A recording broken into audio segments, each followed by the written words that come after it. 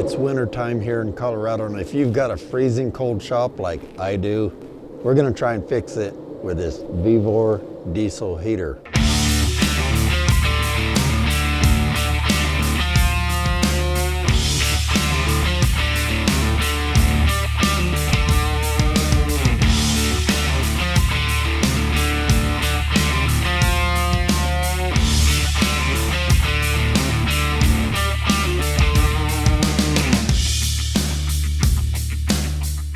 Okay, hey, it's November here in Colorado. We're in one of the warmer parts of Colorado near the Utah border, but it still gets cold. It's getting down into the freezing temperatures already. And we have a commercial building here. It does have a heater up here in the corner, the typical style, but those things use up a lot of energy and a lot of natural gas. It gets expensive, partly because you're trying to heat this whole shop. Sometimes all you need is a little bit of heat right where you're working. That's what I'm gonna try and do with this thing.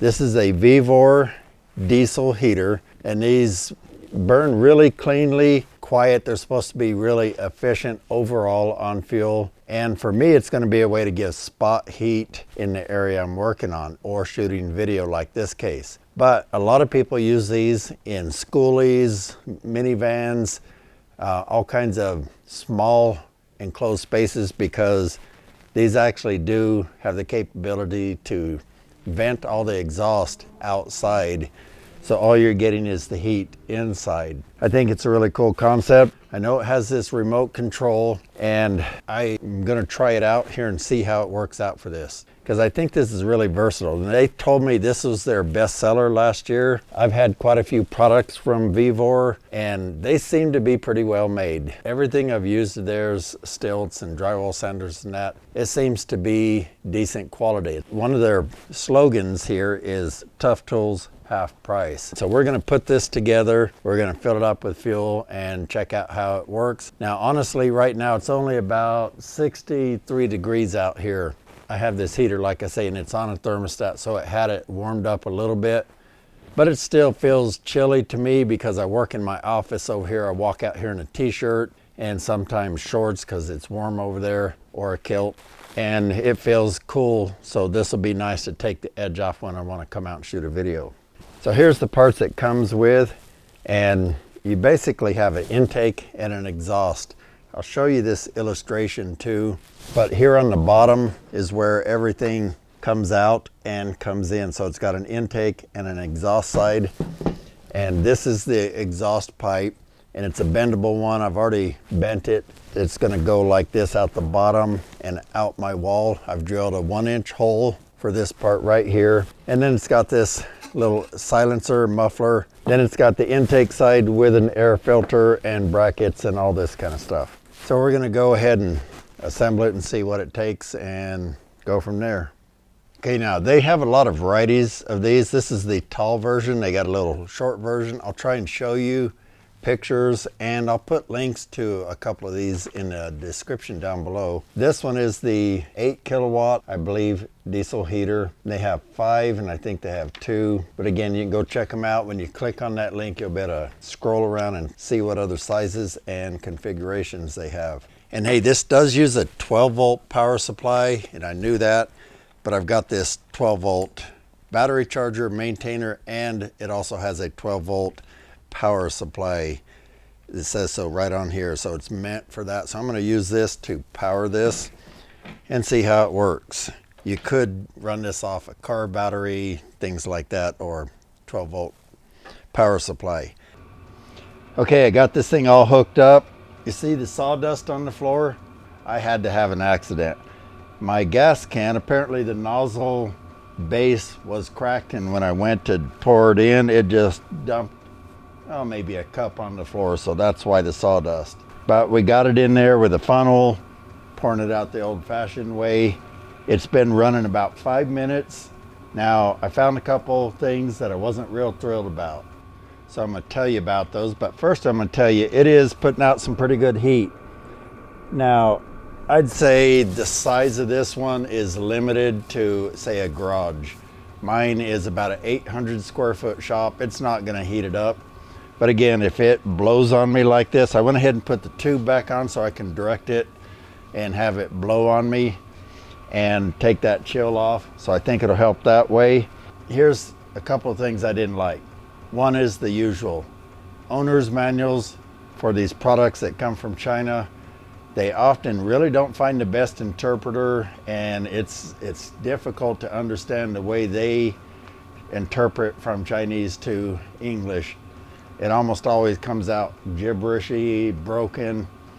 I got it figured out, I got it running, but one of the problems was this remote.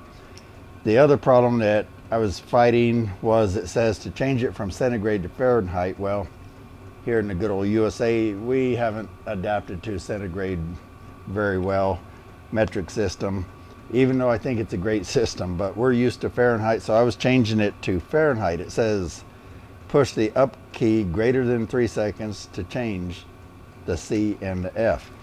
Well, I tried that, and I tried it, and I tried it, and I couldn't get it to work. It was turning it on and off sometime. It just wasn't acting right. So I went to the manual controls on here, and it works. So I don't know, maybe I need to check this battery, but it's brand new.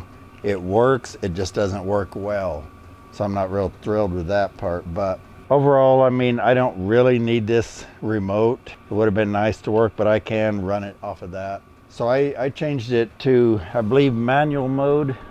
And then I went back to auto mode. So in manual mode, you got settings 1 through 10. I just put it in auto, turned it up to like 80-some degrees. Now the other thing I found out, seemed like my power controller that I was going to use didn't seem like it's putting out enough amperage. It would start it up and then it would shut off shortly after. I may retest that, but right now I've got it hooked up to this battery. I think you can see it right there. And then I've got the charger continuously charging it. Now here this thing's slowing down just a hair. That's the auto mode. Now I'm going to go outside and see what it sounds like, but in here I think you can hear it. It's pretty quiet. I mean, you hear it, but it's not obnoxious in any way. It does have this pulsing mode of tick, tick, tick, tick. So what I'll do is I'll take my mic here and put it closer to the machine. And then the fan noise without putting it in the airstream. So it's really not that bad. A lot of the noise is coming through the intake filter.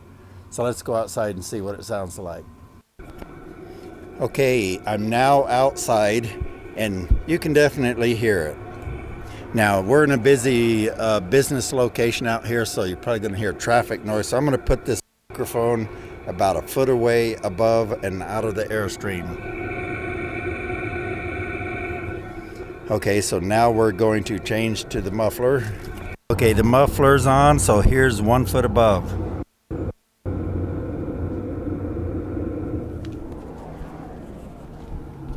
Okay, so you can hear it. It did quiet it down a little bit by putting the muffler on, so that's a nice feature. Overall, it seems to be working great. Now what I'm going to do is... Okay, my plans changed a little bit, and I decided to move it to my RV. You can see here we skirted our RV, and it snowed recently, and I wanted to move it to here to pump the hot air under my RV, because we're in danger of freezing water lines, sewer lines, etc. Our RV is insulated. It does have a bottom sheet of insulation thing, but it's still, I've got thermometers everywhere, and it's still getting down to freezing right around those pipe areas. So I've been running it underneath my RV for almost a month now, on and off.